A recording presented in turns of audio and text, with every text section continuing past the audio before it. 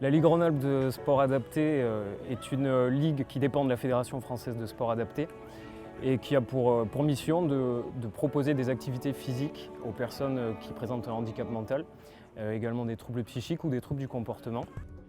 Elle compte 6 comités départementaux, à savoir la Drôme-Ardèche, l'Isère, la Loire, le Rhône et la Savoie-Haute-Savoie, qui vont fédérer ensuite plus de 60 clubs en 2012, qui représentent à peu près 5000 licenciés, ce qui en fait la première ligue en termes de licenciés justement en France.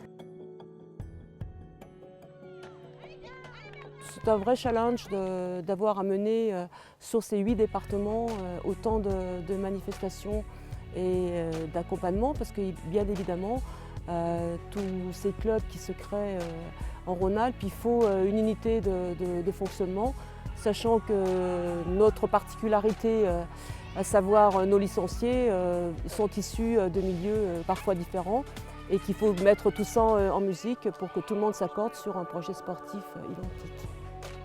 Pour le bien-être de ces 5000 licenciés et afin de répondre à leurs demandes, les activités qu'elle propose s'organisent tout au long de l'année autour de 21 disciplines. Natation, escalade, voile, football, ski de fond, pétanque, tir à l'arc, judo et bien d'autres disciplines. Tout est mis en place afin de garantir l'offre la plus complète. On va vraiment s'attacher à avoir une offre la plus variée possible, c'est-à-dire que ça peut aller des activités motrices jusqu'au niveau. Pour les activités motrices, on va s'adresser à un public qui présente un handicap important, jusqu'au niveau où là on est plutôt sur des publics au contraire qui ont un potentiel sportif conséquent. On va travailler beaucoup avec le secteur médico-social, c'est-à-dire que souvent les personnes en situation de handicap mental vont être sur des structures spécialisées et du coup on travaille en partenariat également avec ces structures pour les inviter sur nos journées, qu'ils puissent participer, découvrir une activité et puis parfois s'ils le souhaitent pouvoir la poursuivre ensuite sur un club de manière plus régulière.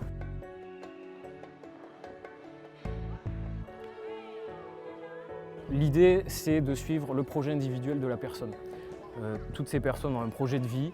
Le sport doit rentrer dans leur projet de vie et doit leur permettre de s'épanouir et de développer toutes leurs capacités. Alors quand on parle au niveau physique, on parle également au niveau de la compréhension, au niveau cognitif et puis également au niveau de l'estime de soi. Quand j'ai été vice-champion de France, je me suis fixé l'objectif de devenir champion de France. Et pour cela, j'ai fait d'énormes efforts physiques. Je me suis mis à courir 50 minutes par jour, à avoir une hygiène de vie assez stricte, à faire un peu un régime. Les dernières années, là, ça fait les 2 dernières années de championnat de France de sport adapté, j'ai fait ce qu'on appelle une PPS, une préparation physique spécifique. Tout le monde veut se surpasser, on est vraiment dans des challenges et ça, quel que soit le handicap, on peut toujours le réaliser et se prouver à soi-même qu'on peut faire des choses pour soi, mais aussi qu'on peut faire des choses au regard de l'autre, au regard de son environnement, au regard de sa famille et parfois aussi tenter de revaloriser sa position dans le monde qu'on occupe, parce que c'est la grande difficulté de ces personnes-là qui restent dans leur environnement qui est parfois, j'allais dire, restreint. Quand je suis allé au championnat de France, il y a 250 personnes qui viennent pour participer aux compétitions. Et c'est un endroit où on a les tripes à l'air. Parce qu'il y a une émotion qui se dégage de ce championnat. Il y a aussi un profond respect de l'adversaire qu'on le rencontre plus que chez les valides, je trouve, personnellement. Voilà, c'est très fraternel, c'est bon enfant, et ça a beaucoup d'avantages d'être dans le sport adapté.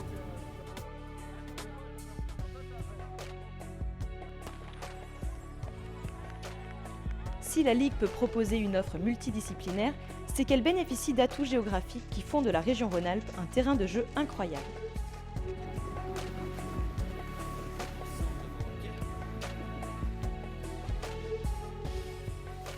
Nous avons une particularité, on est quand même une région montagneuse et l'activité, notamment les activités de neige, l'activité ski est en plein essor au niveau du sport adapté actuellement. Nous avons depuis une équipe de France qui a pu participer au dernier championnat du monde de ski. Et effectivement, dans cette sélection, nous retrouvons énormément de sportifs de la région Rhône-Alpes. Donc là, c'est un point fort, les sports de montagne, les sports de neige, et puis tous les sports de pleine nature.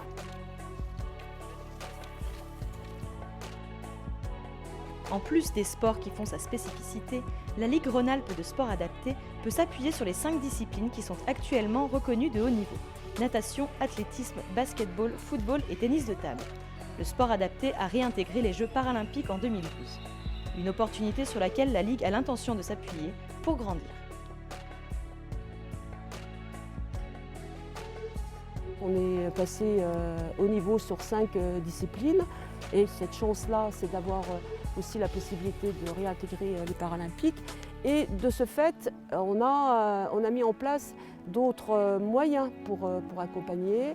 On a aussi accéléré le nombre de manifestations, la détection. On essaye de plus en plus aussi de mettre des référents par discipline pour qu'il y ait véritablement un suivi très jeune et qu'on sache dans quelle direction certaines populations vont pouvoir aller et s'exprimer alors là au haut niveau. Donc actuellement, c'est le gros challenge de la Ligue.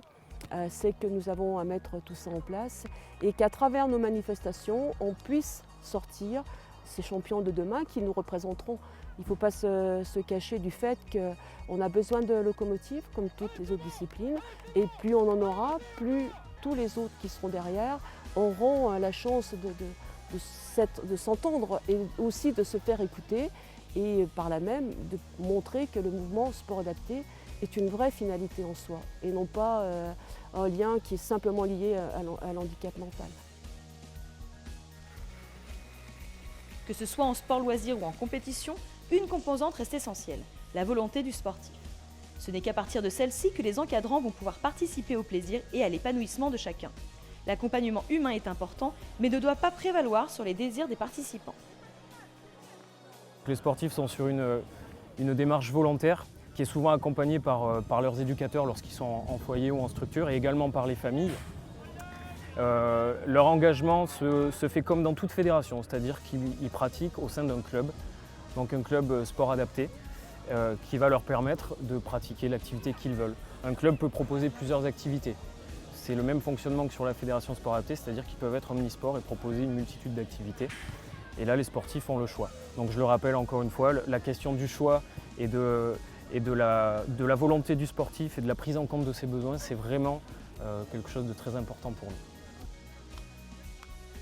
Pour que chaque événement soit à la hauteur des attentes, l'ensemble des licenciés peut compter sur l'investissement total de ses encadrants.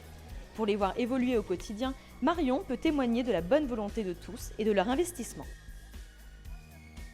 On a une équipe dynamique, volontaire, qui est toujours partante pour pouvoir organiser un maximum de journées et ce en respectant les règles de sécurité, un contenu qui soit intéressant, un encadrement qui soit formé.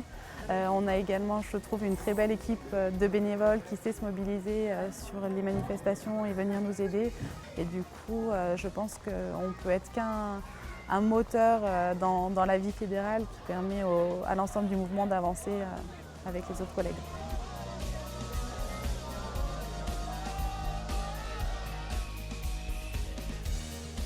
Pour intégrer la Ligue Rhône-Alpes de sport adapté, les jeunes sportifs ont besoin de l'appui et du soutien de leurs parents. En tant que présidente, Marie-Claire en est parfaitement consciente et c'est pourquoi elle s'adresse directement à eux pour évoquer toute l'importance d'une pratique sportive dans la construction personnelle de tout individu. Parents, vous avez un enfant qui est peut-être différent, pas à vos yeux, souvent. Vous avez prouvé que vous pouvez faire des choses avec lui. Vous avez aussi lui faire prouver qu'il peut aussi s'émanciper d'une manière différente et que cette différence, à travers le corps, elle peut aussi disparaître. Et on peut travailler sur le regard des autres et que c'est en travaillant sur le regard des autres qu'on gagne sa citoyenneté.